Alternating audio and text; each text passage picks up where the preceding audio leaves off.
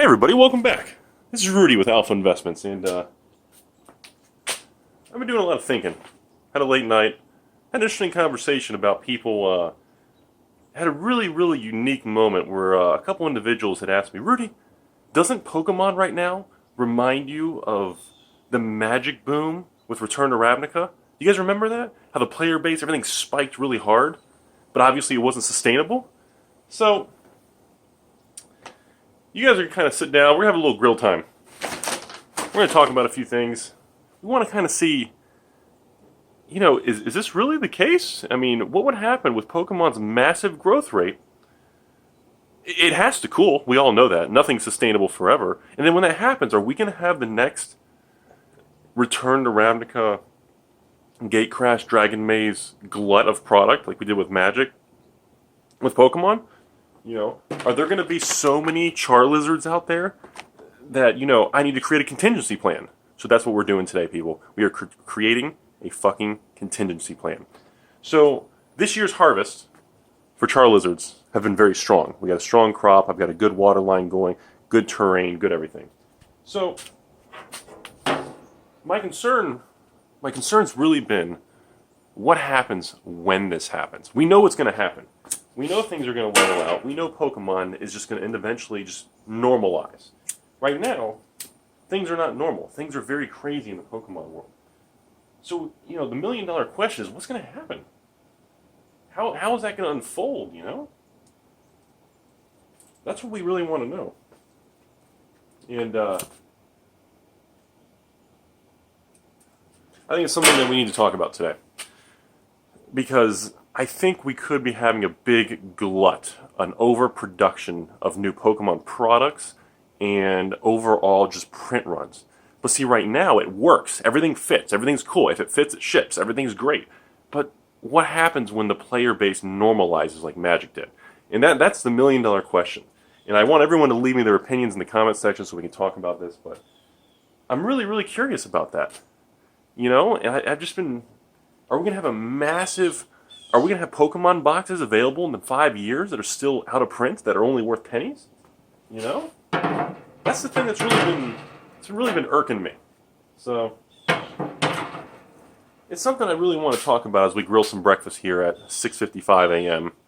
And, I just, it's something that's really, I'm not even sure, I don't even have the good words together right now. It's just one of those things where you take these boxes, and yeah, they've got great evolution packs. We got Steam Siege and Fates, but I mean, the number one thing people tell me, Rudy, dump the shit now. There's so much of it, it's not going to last. There's too many of these boxes. There's too many of the products, But, first of all, Charizards alone, I mean, this is like a nostalgic Pokemon. This alone usually holds a higher value than less popular Pokemon because there are people out there that collect only Charizards. Not just for their collection, their binders, or decks, because they're hungry. I mean, you can actually eat Charizards. So, that's really... I don't know, tell me what y'all think in the comment section, because that's something that's really... I've been thinking about. I haven't been able to come up with a good answer yet. So, in the meantime, it's something that... Okay, what would happen if it doesn't? So what happens if Pokemon continues in extreme growth for the next 2 or 3 years? And what would happen if that's the case? Even the items today are still going to be worth a lot more. Because if we go back to 2013 and 14 range and look at every single Pokemon product, box sets, booster boxes, all of them, they are all up substantially in value. And is it a coincidence? Is that considered a black swan event where it's not going to be continuing? I don't know. We don't know if that's something that's going to be repeatable. Or is it something that's just eventually going to go back to normal and just all these Pokemon things are not really going to be worth anything? The only Pokemon stuff that'll be worth anything is the real old stuff. Kind of like the original base stuff and everything. Until then, we just don't really know how this stuff is going to unfold. But most importantly, it's important to have a contingency plan so we know if this cardboard becomes worthless, is it edible? Can it be restructured? Can it still be put to an important use? And see, that's something, I don't think anyone's really tested. So, you guys can tell me what you think, but overall, in the meantime, everybody's going after Pokemon. Pokemon is hotter than Magic. People have more confidence in Pokemon products than they do Magic products. People would rather...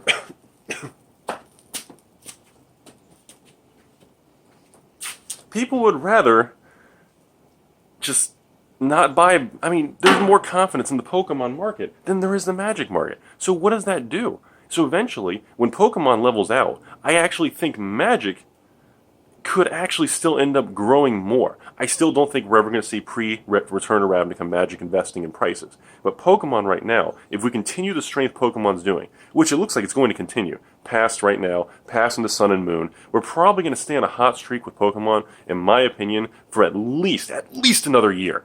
But eventually, the day is going to come where Pokemon is going to walk the path of Return to Ravnica overprinting. And these Charizard farms, you got to ask yourself, are these crops even going to be worth the time, the growth, the resources, the fertilizing, the water? I don't know. The only thing I have left at this location is one Eternal Master plant in the background. You guys probably didn't even notice that shit. So, moving on.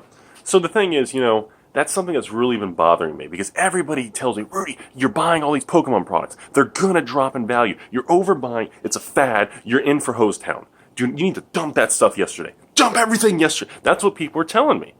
So is everybody right and I'm the biggest idiot in the Pokemon world? We don't know. And that's the thing that I don't think anybody can really answer. And unless you guys have some very interesting opinions or different perspectives, you'll leave them in the comment section. Tell me what y'all think. I just think right now, it's so weird how Pokemon has that fad feeling. But the thing is, there's Pokemon collectors and players that have been doing it for so long. I played Pokemon as a kid. I left the game and I came back years later. Many people do that, just like Magic. But the thing is, we don't know what the long-term effect is. And everybody's telling me, Rudy, and I've had some really interesting comments with some other store owners and even some distributors about it's following the same footpath of the Return to Ravnica, Dragon's Maze, blitz and ramp up in production. And the fact that that's stable, are a lot of people going to get burned? Everybody wants to invest in Pokemon boxes now. The only positive thing I can tell you is right now, everybody wants to invest in Pokemon boxes, but nobody wants to invest in Magic boxes. And on top of that, everybody only wants booster boxes in Pokemon. People don't seem to be really excited to buy these specialty sets. So maybe there's going to be a lot more opportunity in specialty sets that have specialized promo cards or specialty things that, most people aren't going to be willing to hold on to because the stores don't like these type of products because they take too much space up. They're too toxic. I think this is toxic, by the way.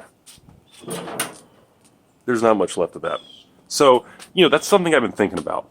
And this is Rudy with Alpha Investments. Give me everybody else's opinion.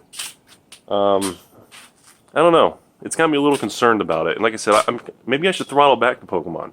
Maybe I should just dump it all now and flood the market. It's one of those things, but I want everyone else's opinion. That's the purpose of this video. It's Rudy with Alpha Investments. You guys have a great day. Hey guys, sorry, before you have that great day, I just want to add one or two little things real quick. Thank you for watching, first of all, but, I have a general concern about the amount, because, when we look at these things, this is something I forgot to add real quick. Evolutions was printed, literally 10 times the amount of Steam Siege. Steam Siege was printed, 5 times the amount of Fate.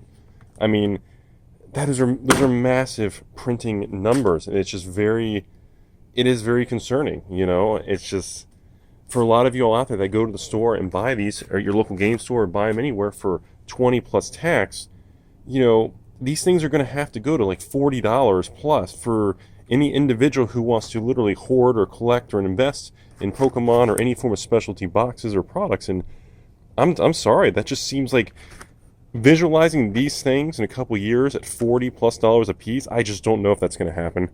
I can see these things going to maybe 25 to 30 in a year or so, but I have a real hard time seeing it. So again, I just really do want to caution everybody. Something I really want to add to the end of this video, because people are always going to say, okay, Rudy, you had a fun time with the video, but again, you didn't actually say what, are you buying, are you hoarding, are you selling? So right now, I have a good block right here. I'm going to kind of lock up in the old warehouse land, and I'm probably going to start selling some. I may sell a few just to test the waters. I have sold a few locally, but overall I still have most of them. And again, any store owners, they have a different opinion. We paid $11 shipped for these things in bulk.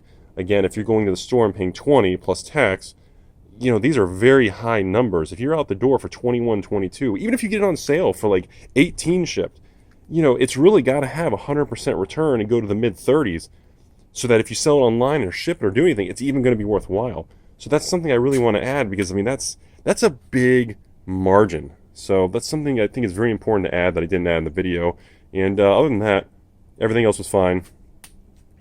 Hope you enjoyed Grill Time, Country Rudy. And you guys have a great day. Tell me what y'all think in the comments.